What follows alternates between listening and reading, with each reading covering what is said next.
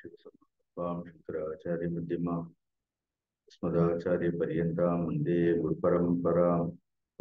गुरुपरम्पराम् समस्तजनकल्याणे निरतं करुणामेव नमामि चिन्मयं देवं सद्गुरुं ब्रह्मविद्वरं गुरुर्ब्रह्मा गुरुर्विष्णु गुरुर्देवो महेश्वरः गुरुः साक्षात् परं ब्रह्म तस्मै श्री गुरवे नमः तस्मै श्री गुरवे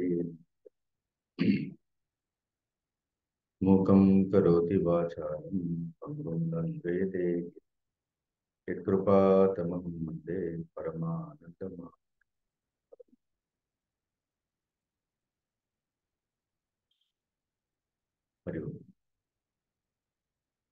கீதையினுடைய 4வது அத்தியாயம் முதல் 3 ஸ்லோகங்கள் பார்த்தோம். பகவான் கிருஷ்ணர் அர்ஜுனனிடத்தில் இந்த அழிவற்ற யோகத்தை முதலில் நான் விவஸ்வானிற்கு கொடுத்தேன். விவஸ்வான் மனுவிற்கும் மனு இக்ஷ்வாக்குவிற்கும் இந்த யோகத்தை வழங்கினார் என்று சொன்னார். ஏவம் பரம்பரா பிராப்தம் இமம் ராஜரிஷியோ விது. இவ்வாறாக பரம்பரையாக வரக்கூடிய இந்த ஞானத்தை ராஜரிஷிகள் அறிந்திருந்தனர். காலேன மகதா யோகோ நஷ்ட பரந்தப. காலேன இக யோகோ நஷ்ட பரந்தப. கால மாறுபாட்டினால் இந்த யோகமானது மிகப்பெரிய நஷ்டத்தை அடைந்தது. யோக நஷ்டம்னா என்னன்னு பார்த்தோம். யோகத்திற்கு ஒரு நஷ்டமும் கிடையாது. இந்த பரம்பரையில் ஒரு தொடர்ச்சியானது கைவிடப்பட்டது அல்லது இந்த யோகமானது தவறானவர்களுடைய கையில், பலவீனமானவர்களுடைய கையில் இந்த யோகமானது சென்று விடுகின்றது. ரொம்ப கவனமான ஒரு விஷயம். Any power for that matter, not just a power, any valuable thing, ரொம்ப பெருமைக்குரிய ஒரு விஷயம், ஒரு சக்தி வாய்ந்த ஒரு விஷயம், அது மறைந்திருந்தால் பரவாயில்லை. If it is hidden, there is no problem. But if it falls in the wrong hands, what it will happen? They will destroy it. ஒரு உயர்ந்த விஷயங்கள், பெருமைக்குரிய விஷயங்கள் மறைந்தே இருந்தால் அது பாதுகாப்பாகவே இருக்கும். ஆனால் ஒருவேளை அது பலவீனர்கள், தவறானவர்களுடைய கையில் போய் விழுந்தால் அது அழிவை சந்திக்க நேர்கின்றது என்பதை ரொம்ப அழகாக இந்த பாடலில் கிருஷ்ணரே சொல்கின்றார். அதனால யோகோ நஷ்ட பரந்தப. அதனால ஏதேது யார் யாருடைய கைகளில் இருக்க வேண்டுமோ அது அவரவர்களுடைய கைகளில் இருக்கும் பொழுது மட்டும்தான் அது பாதுகாப்பாக இருக்கும். இவ்வளவு பெரிய ஒரு சத்தியம். எல்லாவற்றையும் எல்லோரும் கையில் எடுத்துக்கொள்ள வேண்டும்னு நினைக்கின்றோம். But it is not possible.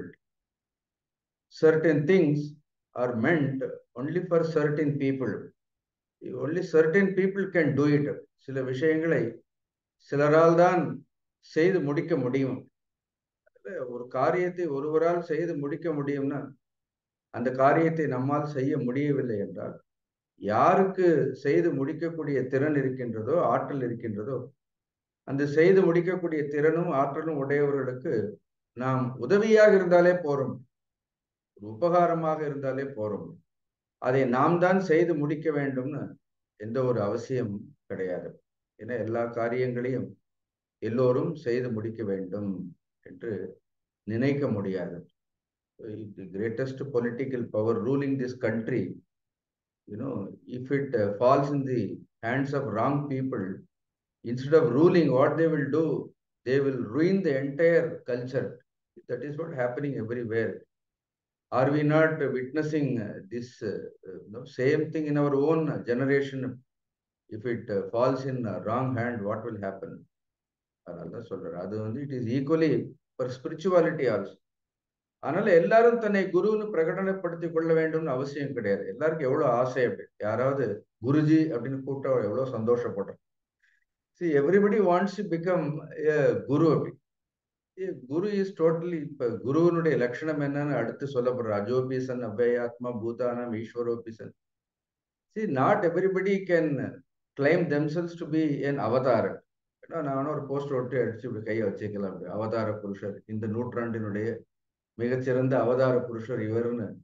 See, I can claim but then it is not a position to be climbed. See, one has to be born for it.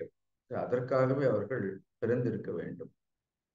அதனாலதான் நான் குரு அப்படிங்கக்கூடிய அந்த ஒரு மிகப்பெரிய பொறுப்புகளையோ அல்லது அந்த ஒரு மிகப்பெரிய பட்டங்களையோ கூட விரும்பாமல் இருக்கிறது நல்லது. Because all are not meant for everything. எல்லோரும் எல்லாவற்றிற்கும் பொருத்தமானவர்கள் கிடையாது. பொருத்தமற்றவர்கள் ஒரு உயர்ந்த விஷயங்களை கையில் எடுக்கும் பொழுது அப்படி அவர்களுடைய பொறுப்பற்ற தன்மையினால் அந்த உயர்ந்த விஷயங்களுக்கு கூட ஒரு இழுக்கு நேர்ந்து விடுகின்றது. Therefore, even if we have to teach, how careful we have to be. ஒரு பகவத்கீதைங்கிற ஒரு பெரிய ஒரு பொக்கிஷத்தை கையில் எடுத்து, suppose if you have given the responsibility of teaching, then we have to exercise with extreme care. இந்த பொறுப்பு எனக்கு மட்டும் இல்லை. We are listening to something very sublime truth. எவ்வளவு ஒரு பெரிய விஷயத்தை நாம் கேட்க வேண்டும்னு நாம் இதில் அமர்ந்து கொண்டிருக்கின்றோம். அப்ப அந்த கேட்பவர்களுக்கு கூட இவ்வளவு மகத்தான விஷயங்களை கேட்பவர்களுக்கு கூட எவ்வளவு ஒரு பெரிய பொறுப்பு இருக்கின்றது. ஒருவேளை இவ்வளவு மகத்தான விஷயங்களை கேட்கக்கூடியவர்கள் பொறுப்பற்ற முறையில் நடந்து கொண்டார்கள் என்றால், இதை கேட்காதவர்கள் கேட்பவர்கள் பொறுப்பற்ற முறையில் நடந்து கொள்வதை பார்த்து அவர்கள் கேட்கக்கூடிய விஷயங்களின் மீது அவர்களுக்கு என்ன ஏற்படும் அப்படின்னு அவநம்பிக்கை என்பது ஏற்பட்டுவிடும். Is it not true? So when we teach something, the highest truth, ஒரு மேலான உண்மையை நாம் கற்றுக் கொடுக்கும் பொழுது அதற்கென்று என்ன இருக்கின்றது, நமக்கு ஒரு பொறுப்பு என்பது இருக்கின்றது. We should always exercise this responsibility with caution. அதுதான் ரொம்ப அழகாக சக்காலேன இக மகதா யோகோ நஷ்ட பரந்தப. உயர்ந்த விஷயங்கள் எல்லோருடைய கைகளிலும் வீழ்ந்தால் அது அதனுடைய பவித்திரத்தை அது இழந்து விடுகின்றது. எல்லாவற்றிற்கும் என்ன இருக்கின்றது, ஒரு பவித்திர தன்மை. There is a purity. That purity must be retained. அதனால பகவான் சொல்றார், சயேவ அயம் மயா தேத்ய யோக புரோக்த புராதன. So Lord says that I had decided to revive the same ancient knowledge. அதே யோகத்தை, இங்க யோகம்னா ஞானம்னு பார்க்கும், அந்த உயர்ந்த ஞானத்தை மீண்டும் அர்ஜுனா உன் மூலமாக இந்த உலகத்திற்கு வழங்க வேண்டும் என்று விருப்பம் கொண்டேன். காரணம் என்ன, அழகாக சொல்றார், பக்தோசிமே சகா சேதி. நீ என்னுடைய பக்தன், என்னுடைய உற்ற நண்பன்.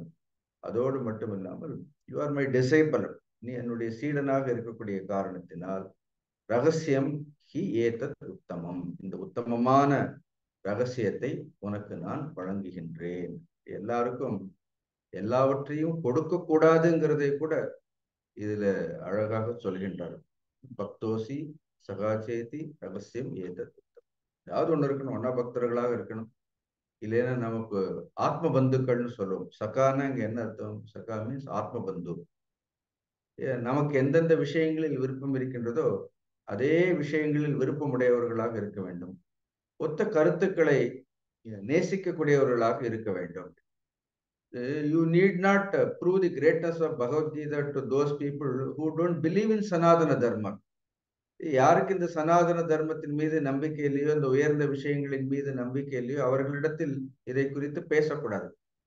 இது நம்ம உயர்ந்த ஞானிகளை குறித்து, குருமார்களை எல்லாம் குறித்து கூட அவர்கள் மீது மரியாதை இல்லாதவர்களிடத்தில் நாம் அதை குறித்து பேச வேண்டிய அவசியம் கிடையாது. அதனால்தான் அது ரகசியம்னு சொல்லுகின்றோம். எந்தெந்த விஷயங்களை யாரோடு பகிர்ந்து கொள்ள வேண்டும்ங்கிறதே ஒரு பெரிய நாகரிகம். That itself is a great civility. Just because we know so many things, we should not share it. As you know, I have moved with so many great people. The great spiritual experiences or the yogic experiences, they have not shared with anybody. எல்லாவற்றையும் ஒரு புத்தகமாக எழுதி வெளியிட முடியாது. There are certain things, they are not only secret, they are very sacred. அது ரகசியமானது மட்டும் கிடையாது, அது ரொம்ப புனிதமானது, அது ரொம்ப பவித்திரமானது. ஒரு உள்ளார்ந்த ஆன்மீக அனுபவங்கள் அதை நாம் பகிர்ந்து கொள்ள வேண்டும் என்றால் அதை கேட்கக்கூடியவர்கள், அதை பெறுபவர்களுக்கு கூட அதனுடைய மகத்துவம், அதனுடைய பெருமை புரிந்திருக்க வேண்டும். Unless if the Guru takes the disciple into confident, he doesn't reveal all these yogic secrets. So this is how we have to exercise our caution. இதெல்லாம் நமக்கு கீதை எவ்வளவோ விஷயங்களை நமக்கு கற்றுக் கொடுக்கின்றது சொல்றார். அடுத்து Arjunan, Arjuna raises small doubt. ஏன்னா சூரியன் பகவான் கிருஷ்ணருக்கு முன்பாகவே தோன்றியவர், கிருஷ்ணர் சூரியனுக்கு பின்பாக தோன்றியவர். எவ்வாறு பகவான் கிருஷ்ணர் இந்த ஞானத்தை, யோகத்தை நான் முதலில் சூரியனுக்கு கூறினேன், அதே யோகத்தை உனக்கு கூறினேன் என்று அர்ஜுனனிடத்தில் சொல்லும் பொழுது பொதுவாக ஒரு சந்தேகம் ஒன்று வரும். அதுதான் கேட்கிறார். அபரம் பவதோ ஜென்ம, 4வது ஸ்லோகத்தில் பார்த்தோம். உன்னுடைய ஜென்மமானது சூரியனுக்கு பிந்தியது. பரம் ஜென்ம விவஸ்வதக, but Vivasvan was born much before you. At the time of creation itself, Vivaswan was born. Katham etat vijaniyam, how am I to know, how am I to believe that tvam ado proktavan iti, இந்த உயர்ந்த உண்மையை நீ முதலில் கூறினாய். எவ்வாறு இதை புரிந்து கொள்வதுன்னு, இது ஏதோ பகவானை பரிகாசம் செய்வதற்காகவோ, பகவானை கேலி செய்வதற்காகவோ, அர்ஜுனனால் இது ஏதோ விளையாட்டாகவோ உதர்க்கமாகவோ கேட்கப்பட்ட கேள்வி கிடையாது. நான் கூட போன தடவை சொன்னேன், எந்த ஒரு சந்தர்ப்பத்திலும் ஒரு குருவினிடத்திலும், ஒரு பெரியவர்களிடத்தில், நமக்கு கற்றுக் கொடுப்பவர்களிடத்தில் ஒரு விளையாட்டாகவோ, ஒரு குதர்க்கமாகவோ, கேலியாகவோ, பரிகாசமாகவோ பேசக்கூடாது. 11வது அத்தியாயத்துல விஸ்வரூபம் காண்பித்த அப்புறம் அர்ஜுனனே சொல்வான், அப்படி ஏதோ எவ்வளவோ பரிகாசமாக எவ்வளவோ காரியங்களை பகவான் உன்னுடைய பெருமை தெரியாமலேயே நான் செய்திருக்கின்றேன் என்று அதை அர்ஜுனன் நினைத்து பார்ப்பான். இங்கே அர்ஜுனன் இந்த கேள்வி அர்ஜுனனுக்கு சந்தேகம் இருக்கிறதால் கேட்கல. Arjuna never had any doubt. He never suspected the ability of the Lord. அவனுக்கு ஒன்றும் சந்தேகம் இல்லை. இருந்தாலும் கூட இந்த உலகத்தில் இருப்பவர்கள் எல்லோரும் ஈஸ்வரனுடைய முழுமையான தன்மையை தெரியாதவர்கள் என்பதால் அதை இறைவன் மூலமாகவே கேட்க வேண்டும்ங்கிற ஒரு ஆசை. பகவானுடைய பெருமையை, பகவானை குறித்த உண்மைகளை இறைவன் மூலமாகவே கேட்பது என்பது அது ஒரு அலாதியான ஆனந்தமா இல்லையா? யாரோ சொல்லி கேட்பதை காட்டிலும் நேரடியாக பகவானே தன்னுடைய பெருமைகளை எல்லாம் சொன்னார்னா அது ரொம்ப பொருத்தமாக இருக்கிறதுக்காக அர்ஜுனன் கேட்கின்றார். 5வது ஸ்லோகம் பார்ப்போம். ஸ்ரீ பகவானுவாச்ச பகூனி மே வ்யதீதானி ஜன்மானி தவ சார்ஜுன தான்யகம் வேத சர்வாணி நத்வம் வேத பரந்தப. See now in this 5th ஸ்லோக and the 6th one, இந்த 5, 6 இந்த ஸ்லோகங்களில் தான் ஒரு ஜீவனுக்கும் ஈஸ்வரனுக்கும் உள்ள வேறுபாடு என்ன? See, what is the difference between and Jiva and then Ishvara? Maybe qualitatively there is no difference of it. The ஜீவனுக்கும் ஈஸ்வரனுக்கும் உள்ளார்ந்து பார்த்தோம்னா எந்த ஒரு வித்தியாசமும் கிடையாது. ஆனால் in manifestation, ஆனால் தோற்றத்தில் என்ன இருக்கின்றது? In essence, there is no difference between Jiva and Ishvara. But when the same truth is manifesting as Ishvara and as a Jiva, there is a lot of difference is there. So பகவானே ஞானித்து ஆத்மைவ மே மதம்னு சொல்றார். ஞானிக்கும் எனக்கும் எந்த ஒரு வித்தியாசமும் கிடையாதுன்னு சொல்றார். That statement we should take it only in essence. In essence, there is no difference between ஞானி and Ishvara. But there is always a quantitative difference. Ramana மகரிஷியாக இருந்தாலும் சிவலிங்கத்தை பார்த்தால் என்ன பண்ணுவார்? சாஷ்டாங்கமாக விழுந்து நமஸ்காரம் பண்ணுவார். அந்த ஈஸ்வர தன்மைக்கு சிருஷ்டியில் என்ன இருக்கிறது? when that truth manifest itself as ஒரு பிரம்மாவாகவோ, ஒரு விஷ்ணுவாகவோ, ஒரு ருத்ரராகவோ, ஒரு மகா கணபதியாகவோ அது வெளிப்படும் பொழுது என்ன இருக்கின்றது? வெளிப்பாட்டில் எப்பொழுதும் வேற்றுமைகள் என்பது தவிர்க்க முடியாது.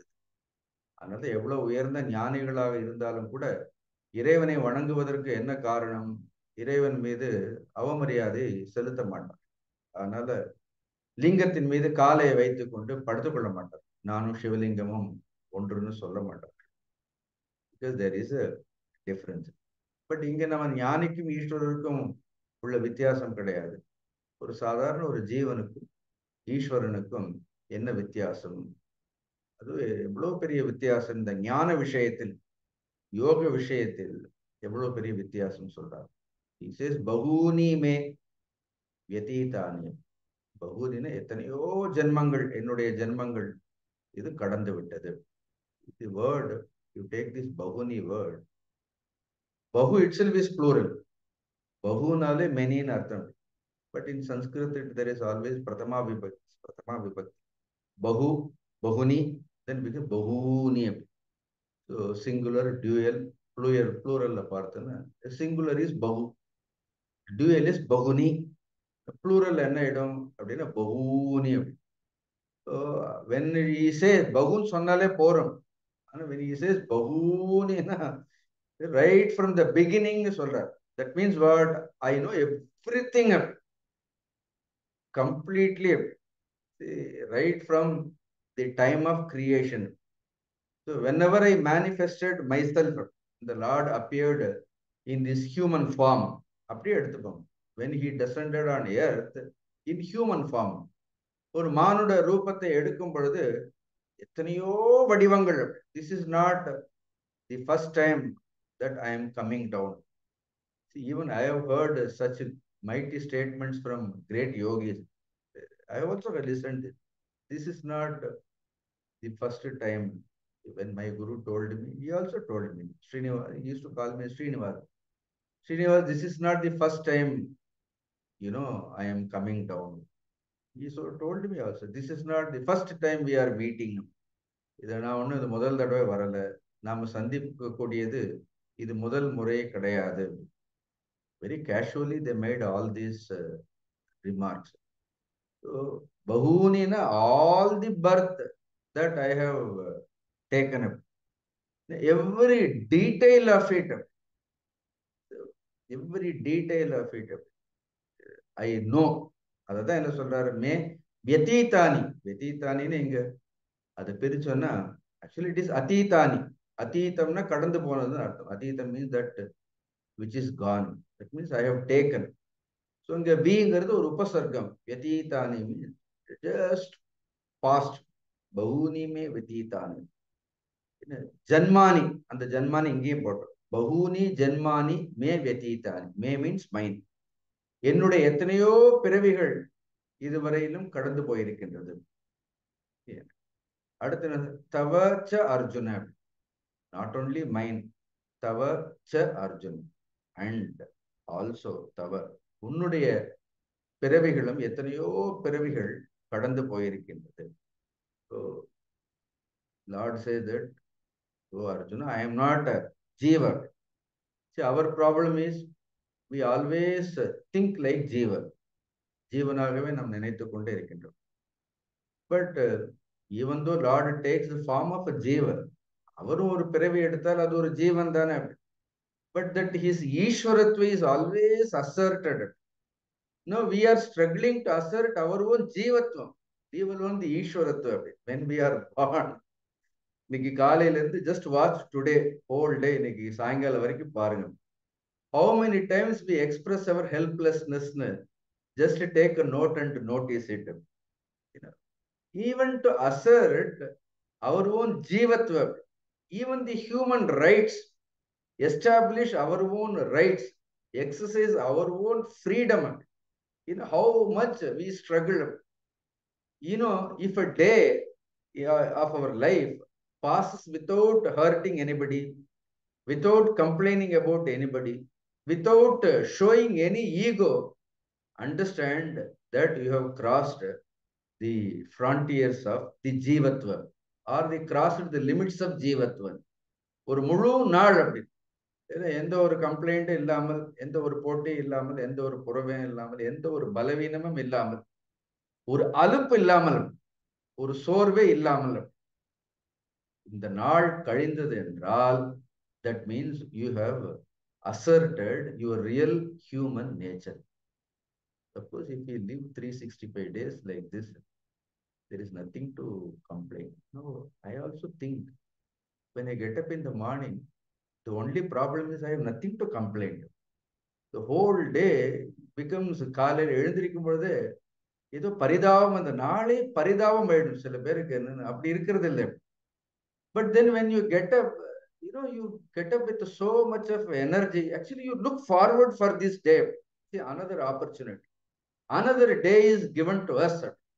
See, you just look forward so enthusiastically.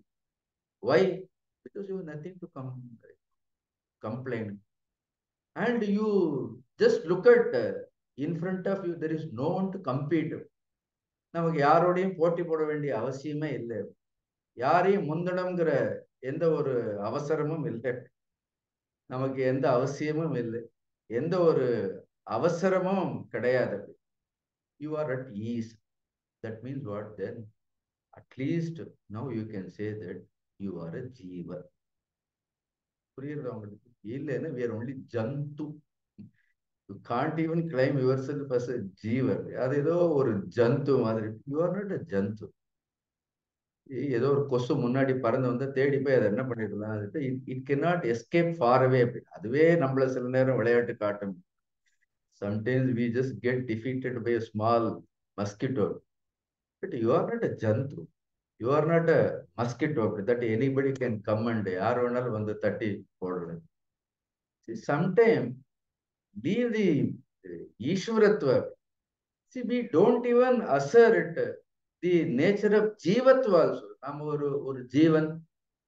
Life has provided us so much opportunities. We don't lack anything. Whatever we have with us, நம்மிடத்தில் என்ன இருக்கின்றதோ அதை வைத்துக்கொண்டு எப்படி இருக்கலாம், சந்தோஷமாக இருக்கலாம்ங்கிற ஒரு ஒரு எண்ணமே நமக்கு தோன்றுவது கிடையாது. அப்ப எங்கிருந்து நம்ம எங்க விழறோம்னு பார்த்தீர்களா? when Lord says, ரொம்ப அனாயசமாக சொல்றாரு, பகூனிமே வெதிதான் ஜன்மானி தபச்சார்ஜுன. Now the first difference is that you always talk like a jiva.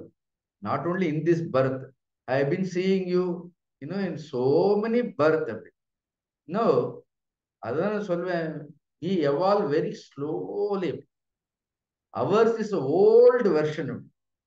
The same old version. Every birth என்ன ஆகுதுன்னா, அட்லீஸ்ட் மொபைல் போன் கூட நாம மாறுறோமோ இல்லையோ, நம்ம கையில இருக்கக்கூடிய மொபைல் போன் எல்லாம் பாருங்க.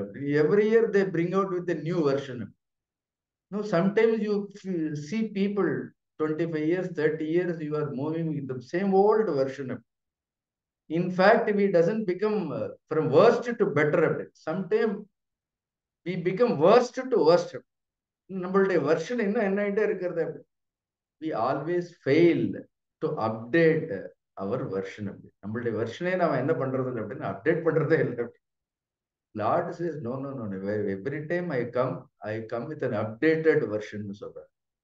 So 2.0, 3.0, 4.0. When Lord comes, he doesn't, now if you think, if he comes, அவர் அதே மயில் பீலியோட வருவார் நினைக்கிறீங்களா? பகவான் if he now doesn't, அவர் நல்ல கோட் சூட் போட் BMW இறங்குவார். He may not come in that old, he is an updated version. Lord will say that, updated version. Now he looks at Arjuna, he says, you are the same old crying jiva. Bahuni me vetitani. In every birth, I am also trying to teach you. But then he says that, no, you have never updated your version. See, from this sloka, how many things we can learn for. This is not the first time we are complaining.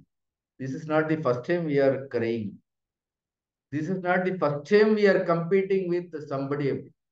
See, every time we are doing the same thing. This is not the first time we are getting attached. This is not the first time we are very possessive. See, only the place is different, the form is different, but the story is same. See, வேற இடத்துல பிறந்திருக்கிறோம், வேற ரூபத்துல பிறந்திருக்கிறோம், but அந்த கதை என்ன ஆகலைன்னா, கதை கொஞ்சம் கூட மாறவே இல்லை. See, the evolution of a jiva when it takes the human birth, then it slows down. God beautifully says, Bahuni me vedita, janmani tavachat. You are a jiva, but I am Ishwar. இங்க ஏதோ கர்வத்தோட சொல்லல, பகவான் உண்மையை தான் சொல்றார். ஆனால் சொல்றார், தானி அகம் வேத sherwani. What an audacious statement. Tani means all those births. Bahuni Janmani sonar adan Tani. Tani means all those births. Sarvani Veda. Veda means Aham Veda. I know completely. When I asked Sadhguru Shivananda Murthy, long back I personally asked him. I asked Guruji, how many of your births you remember? I just asked. He said, Bahuni me Vedita. He said, so many times I have come down. All my birth, I remember, he said. He said, up to 10,000 years, I remember with all the details. Now, he showed me also, not just he has just proclaimed. He said, Srinivasa, 10,000 years. See, nothing is secret to me. Kadanda 10,000 வருடங்கள், what has happened in this history of this Indian civilization? பாரத தேசத்துடைய 10,000 ஆண்டுகள். I clearly remember. I vividly remember. Every detail is remembered. I need not look back now. So just if it goes beyond 10,000 years, I may have to tap my consciousness little bit. கொஞ்சம் ஒரு 10,000 வருடங்களுக்கு பின்பு போகணும்னா, then I have to just think about probably, then I have to contemplate. Then I also asked, how many births I have been with you, Guru? That also he said. Certain things were revealed. No, I said, here everything is a secret. They are very sacred. Unfortunately, you cannot write it. You cannot share it. So they are so precious. The moments, we have spent with the Guru is such a precious moments, because that will not come back again. திருப்பி அதே ரூபத்தில் அந்த குருவை பார்க்கவே முடியாது. Unfortunately, we can see him in another form. We will, come to know. But that kind of a relationship, what we had in that particular form, it is not going to happen. But that form is always there. We always cherish that. Because all these Gita statements become so true to us. We are able to believe it because we have seen people even today. What I am telling all these things, just which has happened in 6 years, 7 years, 8 years back, such great Mahatmas, such great yogis were there. Tanyagam Veda Sarvan. And I asked him, do you know the future? The future is very difficult in Sonar. Knowing past is very easy. But future, future also, I always decide, how I should descend, where I should descend, with whom I should come. All that is chosen by me. இதெல்லாம் தேர்ந்தெடுக்கக்கூடியது, எப்படி வர வேண்டும், எந்த இடத்தில் வர வேண்டும், எவரோடெல்லாம் வர வேண்டும் என்பது. So I can always plan அப்படின்னு சொன்னார். என்னால் அதை எல்லாவற்றையும் தீர்மானித்து என்னால் இறங்கி வர முடியும். This is the beauty of this mighty people. Here also Krishna also says, Tanyaham Veda Sarva. I know everything. But unfortunately, Natvam Veda Parantapa. Hey Parantapa Parantapeti. You can destroy everybody. ஒன்னு பார்த்தா எல்லாருக்கும் பயமாக இருக்கலாம். ஆனா உன்னுடைய பலவீனம் என்னங்கிறது எனக்கு மட்டும்தான் தெரியும்னு சொல்றாரு. The whole world may be afraid of you. But hey Parantapa, Natvam Veda. But you do not know all these things. Natvam Vedana, Janmani Tavacharjana சொன்ன நீ எடுத்த ஜென்மங்கள் எல்லாம் உனக்கு தெரியாது. Naturally, Arjuna asked, how is it that you know everything? I do not know anything. ஒரு கேள்வி கேட்கணுமா இல்லையா? Then what is the difference? What blocks my knowledge? சொல்றாரு ஆச்சாரியார். இது அழகா எழுதியிருப்பார். தர்ம அதர்மாதி பிரதிபத்த ஞான சக்தித்வாத். So there is a ஞான சக்தி. உள்ள எல்லாருக்கும் என்ன இருக்கிறது? ஒரு ஞான சக்திங்கிறது இருக்குது. See, our ஞான சக்தி, see, this is ஞான சக்தி. This is not, memory. See, Lord just doesn't remember anything of it. See, sometimes we consider memory as knowledge. Please don't think that way. Some people have tremendous memory power. அவங்களுக்கு ஒரு 100 mobile number கூட ஞாபகம் இருக்கும். அது ஒரு அக்ஷீண ஞான சக்தி கிடையாது அப்படின்னு. உடனே அது ஏதோ ஒரு ஞான சித்தின்னு நினைக்க வேண்டாம். So remembrance is not the criteria. Memory is not the knowledge. Here the important is it is not just memory. It is not just remembrance. கிடையாது. இப்ப 700 கீதை ஸ்லோகங்களை கூட மனப்பாடமாக சொல்லலாம். It is only the power of memory. But ஞான சக்தி is much more subtler. The power of knowledge is subtler than the memory. Memoryங்கிறது என்ன இருக்கும்? Memoryங்கிறது what is already there, we can remember only that. But ஞான சக்தி is much subtler than memory because it remembers every details. It learned from all that experiences. All these great yogis, they study the entire history. See, there is பெரிய miracle எல்லாம் அதிசயங்கள் எல்லாம் இல்லை. நம்மளுடைய முழு சரித்திரத்திலிருந்து அதை பார்த்து எந்தெந்த காலத்தில் என்ன நடக்க போகின்றது என்பதை வைத்து இனி என்ன நடக்கும் என்பதை அறியக்கூடிய ஆற்றல் அவர்களிடத்தில் இருந்தது. So how it has happened, they study it. So from that they will know what will happen. Suppose this is ஞான சக்தி. நம்மளுடைய வாழ்க்கையை எடுத்து கடந்த ஒரு 50 வருட வாழ்க்கையில என்னெல்லாம் நடந்திருக்கிறதுன்னு பாருங்க, எப்படி எல்லாம் நடந்திருக்கிறதுன்னு பாருங்க. அதை வைத்துக்கொண்டு என்ன பண்ணலாம் அப்படின்னா we can plan our future. See, from the past they had the capacity to plan the future. So they were able to bridge the past and the future. That is ஞான சக்தி. ஞான சக்திங்கிறது ஒரு கடந்த காலத்தையும் எதிர்காலத்தையும் இணைக்கக்கூடியது. ஜஸ்ட் கடந்த காலத்தை நினைவில் வைத்துக் கொள்வது மட்டும் என்ன கிடையாது. இப்ப நமக்கு கூட தான் நீங்க யாராவது வயசானவங்கள்ட்ட போய் கொஞ்ச நேரம் உட்கார்ந்து பேசுங்க, they will start. 1927 நான் எப்படி இருந்தேன், they will start. But then what is the use of such knowledge? That must be translated into some kind of an experience, some kind of a power. If it is not translated, there is no use. Now here he says that dharma adharmadi pratibadha. See, your knowledge is obstructed by dharma, adharma, papa, punya. See, there are so many thoughts, unnecessary thoughts. நமக்கு இந்த உலகத்திலேயே பாருங்க நிறைய விஷயங்கள் நமக்கு படிச்சதெல்லாம் மறந்து போறது. காரணம் என்ன அப்படின்னு கண்டினியூஸ்லி அவர் மைண்ட் இஸ் ரெஸ்ட்லெஸ். போன வாரம் பகவத்கீதையில என்ன படிச்சோம் நமக்கு ஞாபகம். இது வரைக்கும் நம்ம கிட்டத்தட்ட 2 சாப்டர் முடிச்சிட்டோம். You pick up some sloka, what is explained we cannot remember because our mind is constantly it is disturbed. Continuous modification is going on. Bhagavan says that is a one straight line சொல்றார். Mind பார்த்து it just one straight line. நமக்கு போட்டோன்னு ஒரே வேவா இருக்கும். Here he says dharma adharmadi pratibadha jnana shakti. Your jnana shakti, the power of knowledge, is obstructed by your own thoughts.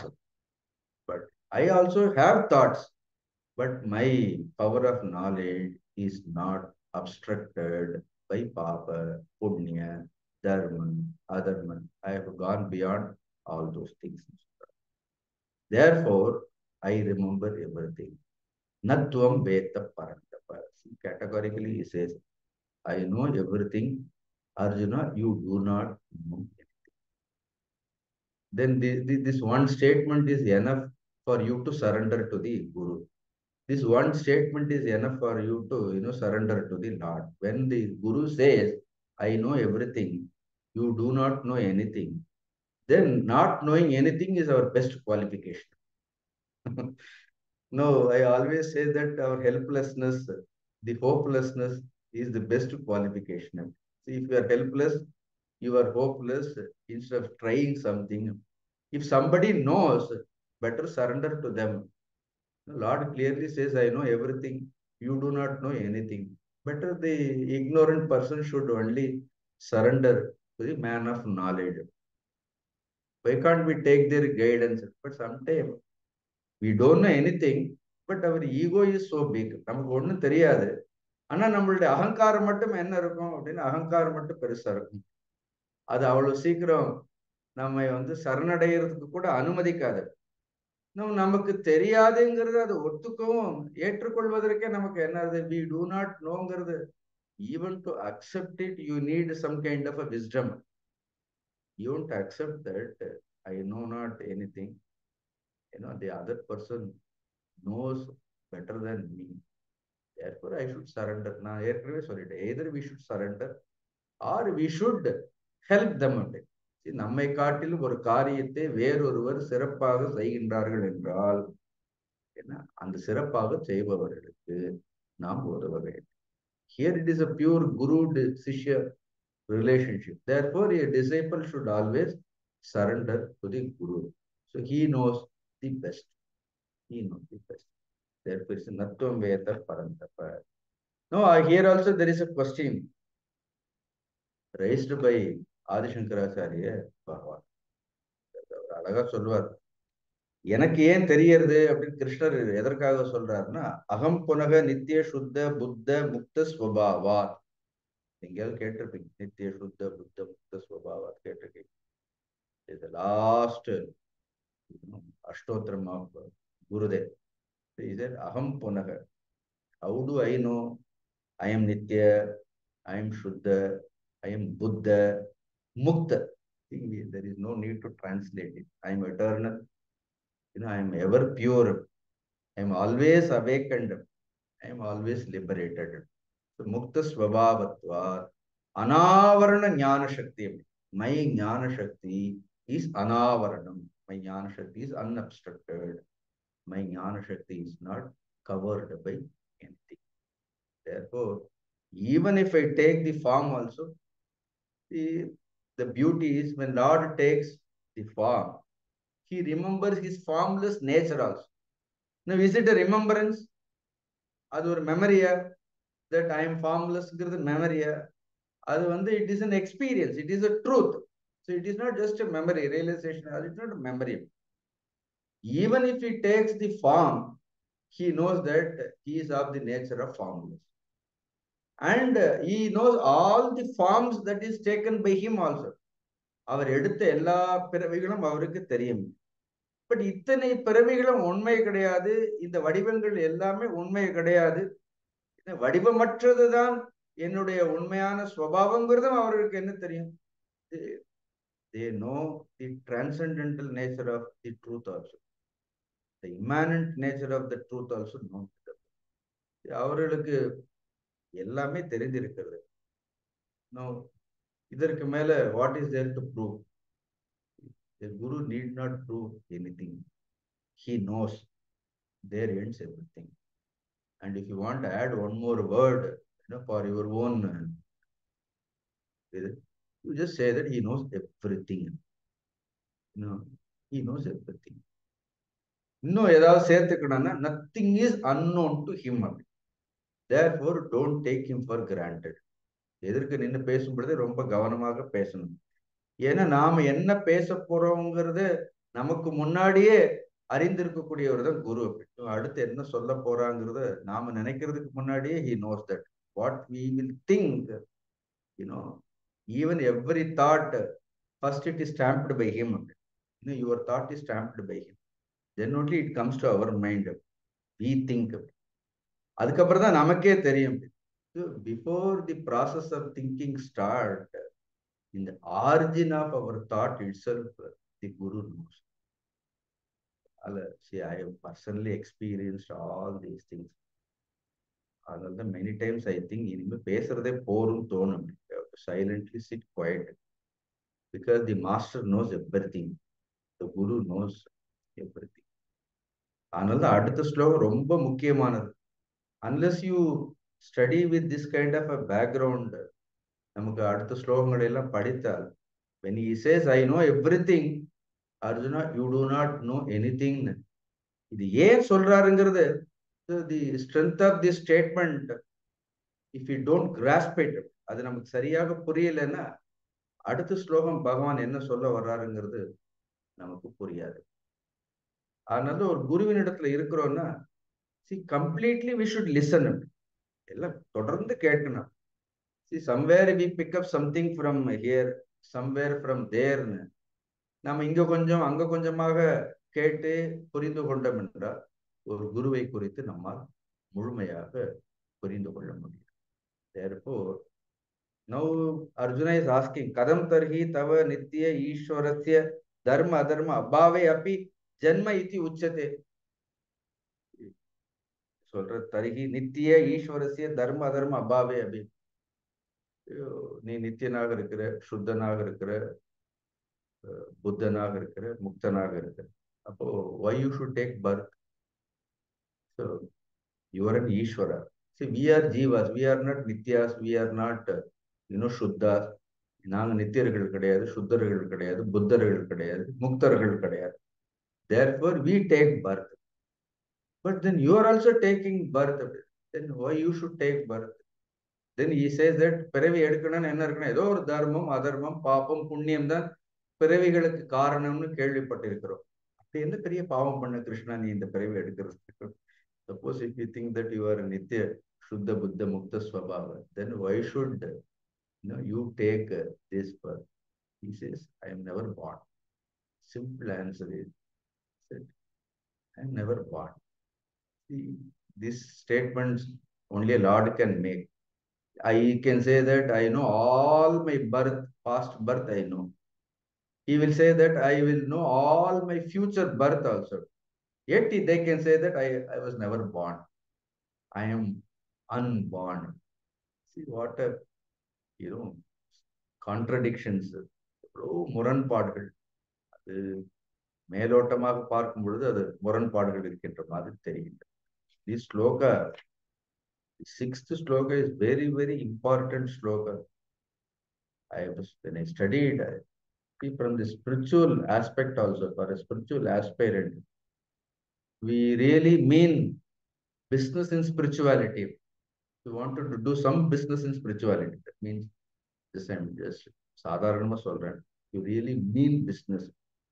You really wanted to walk in the path of spirituality. If you really aspire to conquer Maya, then சும்மா மாயை பற்றி பேசி பிரயோஜனம் கிடையாது. Then we should understand what Lord trying to say in this sloka. இந்த ஸ்லோகத்தில் பகவான் என்ன சொல்ல வருகின்றார் என்பதை புரிந்து கொண்டால்தான் மாயையை கடக்க முடியும். See, personally, I feel this sloka is very important to understand Maya, and this sloka is very important, to come out of the illusory nature of this Maya. I don't want to talk much about Maya. Its illusory nature. மாயையினுடைய இந்த மோகன சக்தி, எல்லாவற்றையும் மோகிக்கக்கூடிய இந்த மாயையினுடைய சக்தியில், அதனுடைய பிடியில் எத்தனை பிறவிகளாக இந்த ஜீவன் அகப்பட்டு கொண்டிருக்கின்றதுன்னு, எவ்வளவோ பிறவிகள். பட் எவ்ரி பர்த், எவ்வளவு பிறவி எடுத்தாலும் நம்ம திரும்ப எதற்குள்ள இருக்கிறோம்? இந்த மாயையினுடைய பிடியில் இருந்து கொண்டே இருக்கு.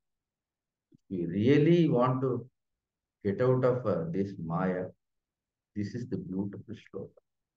So the remedy, personally, as a spiritual seeker, I see there is a remedy in this sloka. How to handle Maya, how to get out of it. That is beautifully explained by the Lord in sloka. Therefore, it is very important sloka. Adagana sloka. Ajopi san avyayatma bhutanam ishvaropi san prakrutim swamadhishtaya sambhavam yatma mayaya. So ajopi san avyayatma bhutanam ishvaropi san. Our Lord says that ajopi, அங்க ஒரு அப்பி இருக்கா? இந்த அப்பியில இன்னொன்று ஒரு அர்த்தம் சேர்த்துக்க, எத்யப்பின்னு கூட சொல்லலாம். எத்யபி, எப்பி விசை ஈவந்தோ சொல்ற மாதிரி. ஒருவேளை, in truth, in essence. Now, Arjuna is asking about the forms of the Lord. But Lord begins with his formless nature. Arjunan உருவங்களை குறித்து கேட்கின்றார். ஆனா பகவான் என்ன சொல்றார்? தன்னுடைய நிர்குண தத்துவத்தை குறித்து கூறுகின்றார். அப்ப எல்லாம் தெரிந்து கொள்ள வேண்டும் என்றால் நிர்குண சுபாவம் தெரிந்தால்தான் சகுனத்தை புரிந்து கொள்ள முடியும்னு சொல்றார். Is it not true? So Lord is asking the saguna aspects of the Lord. But then Lord starts from the nirguna. See, only if you are established in nirguna, then you can settle scores with all these saguna. அப்பதான் இந்த சகுனங்களை நாம் புரிந்து கொள்ள முடியும். அப்பதான் இந்த ஸ்லோகத்தை நம்ம எடுத்துக்கொள்ள வேண்டும். ஏன்னா பகவான் எடுத்த உடனே என்ன சொல்றார்? அஜக அப்பி, see, even though I am unborn, he says ஜன்ம ரஹிதக. அஜகன்னு என்ன அர்த்தம்? ஜன்ம ரஹிதக. See, from my absolute nature, I don't have any birth. அஜோபி சன். ரெண்டாவது என்ன? அடுத்த வார்த்தை பாருங்க, அவ்யயாத்மா. அவ்யயாத்மா அக்ஷீண ஞான சக்தி ஸ்வபாவக. என்னுடைய ஞான சக்திக்கு என்ன கிடையாது? எந்த ஒரு க்ஷீணமும் கிடையாது. நசித்து போகாத ஞான சக்தி. I remember everything. வியயம்னா தேய்ந்து போறது. அவ்யய மீன்ஸ் வாட்? அவ்யயம் தேய்ந்து போகாது. ஸோ அவ்யயாத்மா, அக்ஷீண ஞான சக்தி. அக்ஷீண ஞான சக்தி. ரெண்டு. மூணாவது என்ன சொல்றார்? பூதானாம் ஈஸ்வரோபி Sun. No, actually this is more important. ஒன்னு வந்து அஜக, அவ்யயாத்மா, அதை ஒரு பக்கம் வச்சுப்போம். But then the third statement, every statement has its own purpose. One is Lord is Janma Rahita, he is absolute Nirguna Swabhavangarada, he is established. Then when it comes to his power of knowledge, he remembers everything. He doesn't lack in the power of knowledge. Second statement. What is the third statement? He says Bhutana. Bhutana means all the beings. எல்லா உயிரினங்களுக்கும் ஈஸ்வரக அபி Sun. எல்லாம் Sun Sun Sun இருந்தாலும் இருந்தாலும் இருந்தாலும் இந்த சன்கிறது உயிர்களுக்கெல்லாம் ஈசனாக இருந்தாலும் இருக்கின்றார். No பூதானாம் ஈஸ்வரோபி சன்ன, ஏதோ நாம அவரெல்லாம் உயிர்களுக்கெல்லாம் ஏதோ ஒரு தலைவன் ஒரு சிம்மாசனம் போட்டு உட்கார்ந்து இருக்கிறாருன்னு நாம நினைக்க கூடாது. ஈஸ்வர சப்த we should properly understand. அந்த மாயையை கடக்கணும்னா இதையெல்லாம் புரிந்து கொள்ள வேண்டும்னு சொல்றேன். when he says பூதானாம் ஈஸ்வரக, வாட் இஸ் த ஈஸ்வர சக்தி? ஏதோ நமக்கு மேல உட்கார்ந்து இருக்கிறார், நம்ம எல்லாம் வழி நடத்துகின்றார்னு அர்த்தம் கிடையாது. ஈஸ்வரக மீன்ஸ் ஈஷண சீலன். ஆச்சாரியர் பாஷ்யத்தில் எழுதும் பொழுது he writes a word, small word only you will find in Bhash. Is a Ishvara means Ishana Sheela. Ishana Sheela means the ability to control all the beings, to staying within themselves. அவர்களுக்குள் இருந்து எல்லா உயிர்களையும் கட்டுப்படுத்தக்கூடிய ஒரு ஆற்றல் என்ன இருக்கின்றது? ஈஸ்வரனுக்கு இருக்கு. That means what? As a jiva, we are not independent. We don't have choices, because there is some other power which is controlling all our actions. We are controlled by ஒரு ஈஷண சீல. There is an inner controller. Is it not a revelation? அப்ப உள்ள இருந்து என்ன ஆறுது? ஏதோ ஒன்று காலையில் எழுந்திருங்க, பகவத்கீதை கேளுங்கன்னு ஏதோ ஒரு சக்தி என்ன ஆறுது? நம்மை தூண்டிக்கொண்டே இருக்கின்றது. There is a power. There is a mighty power.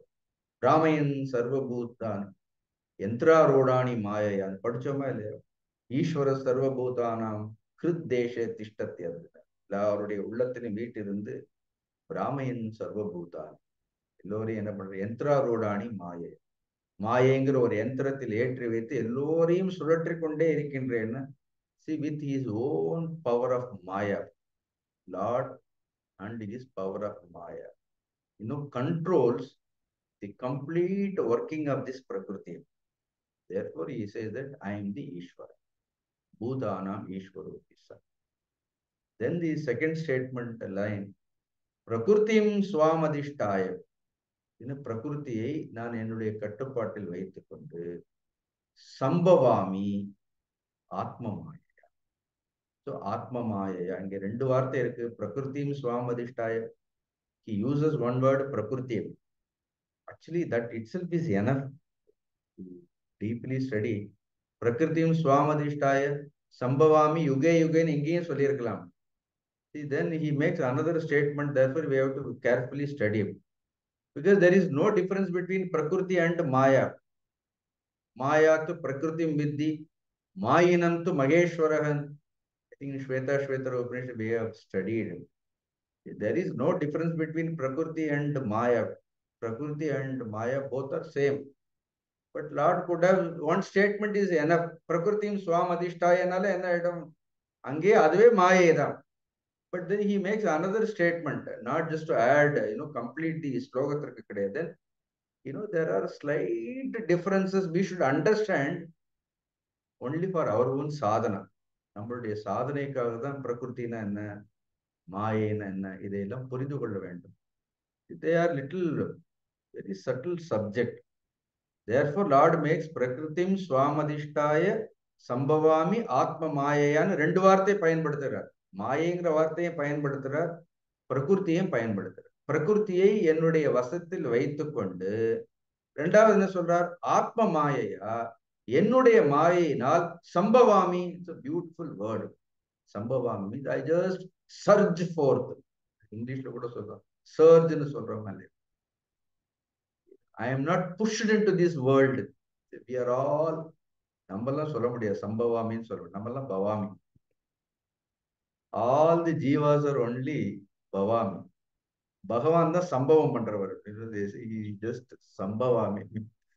He just, I just manifest at my own will. When he says sambhavami, the word, if you know how to enjoy Sanskrit, you will revel it. He says just like, with complete freedom, I just manifest myself out of joy. Sambhavam, full of joy. Jiva birth is always bhavami, because we are pushed into this world. Bhagavan is sambhavami. Sir, he has chosen to be born. Another என்னுடைய PowerPoint கூட, have you chosen this or you are pushed into it னு கேட்பேன். Then I will say that either way you have no choice. Whether you are pushed or you have chosen, you have to perform. No, we have, at least let us make wise choices. At least we are pushed into this world. Don't get crushed just because you are pushed. Don't get crushed. At least understand that we are pushed into this world. At least now also it is not too late. At least we can make wise choices. We were not able to choose our birth. நம்மளுடைய பிறவியை நம்மால் தேர்ந்தெடுக்க முடியல. At least இனிமேல் நம்முடைய வாழ்க்கையாவது நாம என்ன பண்ணலாம், வாழ்க்கையாவது நிறைய விஷயங்களை நாம தேர்ந்தெடுக்கலாம். At least we can make right choices. At least we can make right decisions. At least in that you can sambhavami. At least birth is bhavami. At least choices, at least you say that sambhavami. At least நம்மளுடைய choicesலயாவது நாம என்ன சொல்லலாம், sambhavami. Every day I chose, today I can choose. So the day how I wanted to live, at least there you can exercise your freedom. You understand the seriousness? இது நேர்ல பார்த்து சொல்ற மாதிரி இருக்காது, இந்த ஜூம்ல பேசும் பொழுது அது ஒரு சின்ன ஒரு கஷ்டம். But then please understand the seriousness. Somewhere we are bhavami. At least somewhere you become sambhavami. Let me now what I wanted to do. Let me choose. Have confidence in your own choice. நம்மளுடைய நாம தேர்ந்தெடுக்கக்கூடிய விஷயங்கள்ல நாம என்ன செய்யணுங்கிறத எதுவும் நம்மளை கட்டுப்படுத்த வேண்டிய அவசியம் கிடையாது. Make a right choices, wise choices. But Lord does it. So he manifests the we are born. Another மூணாவது ஸ்லோகத்திலே அன்னாத் பவந்தி, அங்கேயே சொல்லுவாங்க அன்னாத் பவந்தி பூதானி பர்ஜன்யாத். See, we are all born out of food. God is not Annat Bhavanti. He has no such compulsions around. So we are compelled, but his birth, his existence is a choice. See, the day we realize that, we exist, but our own choice, then we will understand the glory of life. Then we don't understand the glory of life. Our life is full of papa and punyam. ஜீவனுக்கு பாபங்கள் புண்ணியம்.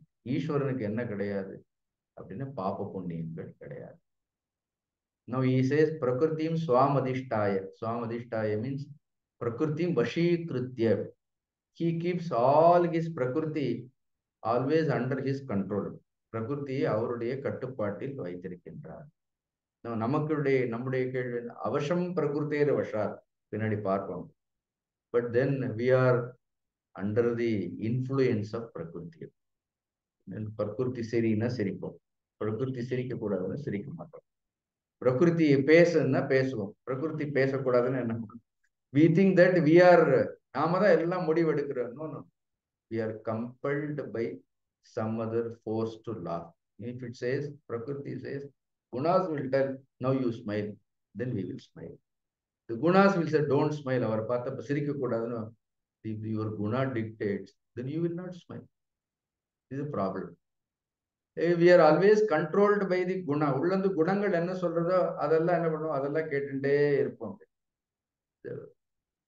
அவசம் பிரகிருத்தேர் வஷாத். நம்ம எதுவுமே நம்முடைய வசத்தில் கிடையாது. Lord keeps everything under his. For Jiva, life is full of struggle. For Ishvara, life is full of smile. No, is it விஷீதந்தம் இதம். எப்ப பார்த்தாலும் எதையோ பறி கொடுத்த மாதிரியே தான் உட்கார்ந்துருப்போம். ஒரு விஷீதந்த ஜீவ. ஃபர்ஸ்ட் சாப்டர் என்ன? விஷாத யோகம். What is the picture of that Arjuna? Is the Jiva is nature is Vishadi. He is always Vishadi. Then then there is a Shadi also. Then he becomes more Vishadi. After Shadi, he becomes more Vishadi. Then there is a Vishadi. Lord is Prasanniva Bharata. So he is also in the same world. அதே உலகத்துல தான் இருக்கிறார். அதே மனிதர்களுக்கு அதுதான் ஆச்சரியம். He doesn't live with different people. He doesn't live in a different world. He is also existing in the same world, same situation, but then I don't know how he is able to smile. Full of smile. Ours is full of struggle. So, ஒரு டாபிக்கே வச்சுக்கலாம், struggle versus smile. Even to smile we struggle. That is the biggest problem. சிரிக்கிறதுக்கு கூட நம்ம we struggle so much even to smile. That is our condition. No, you know the difference between when Lord says Sambhavami nu sonnarna, then idella artham. Sambhavami means I have my own choice, I manifest, I don't come under the influence of Papa, Punya, Dharma, Adharma. Gunas cannot influence me. I dictate all the gunas. When I want to smile, I will smile. I am not dictated by the guna. I decide everything. Then the gunas follows my decisions. They are my tool. குணங்களை எல்லாம் என்னுடைய கருவிகளாக வைத்திருக்கிறேன். They are not my boss. So now gunas are our boss, we are their instruments. In case of the Lord, he says, I am the boss. All my sattva, rajas, tamas, gunas, my prakriti is only my tool, he says. I control everything.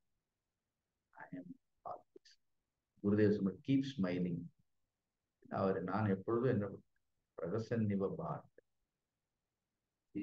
Now our problem is, we always think we deserve a better place, we deserve better job. நாம இந்தியாலேயே பிறந்திருக்க கூடாது.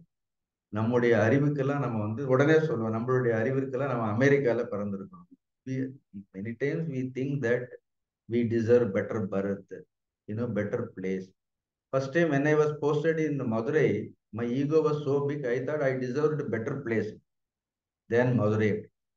Then I understood after 25 years, Madurai namakku periya idam. So this is the best place I think Lord has put it. We always think that we deserve some metro cities, we deserve much, Lord knows better than us.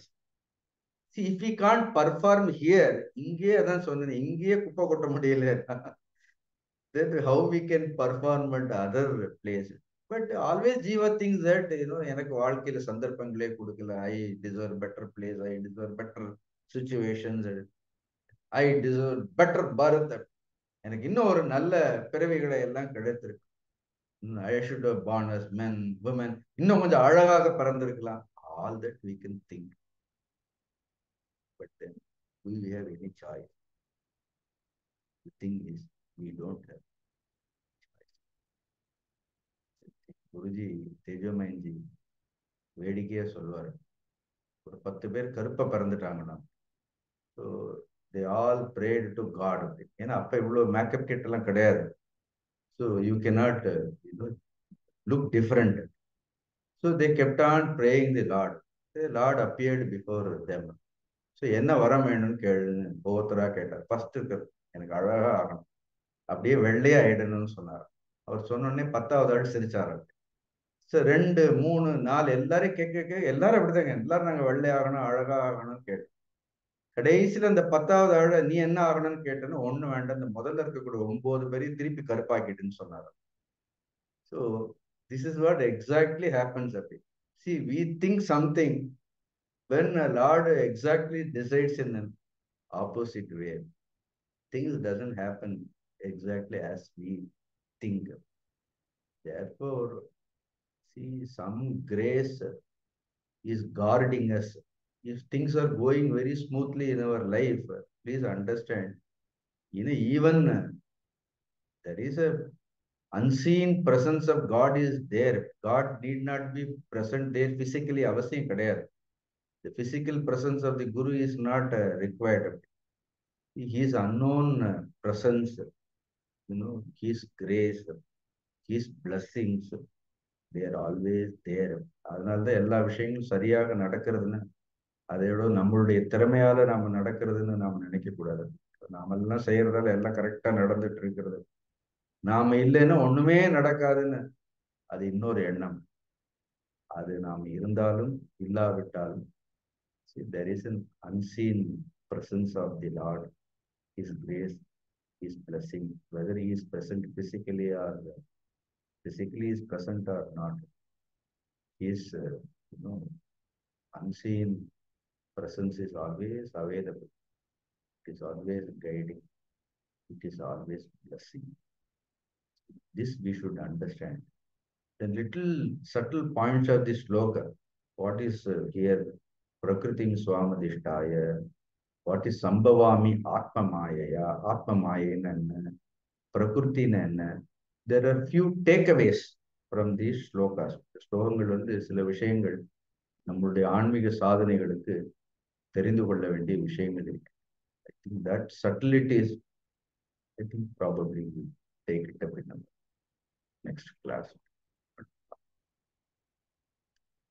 Om Purnamada Purnamidam Purnat Purnamudachyate Purnasya Purnamadaya Purnamevavasishyate.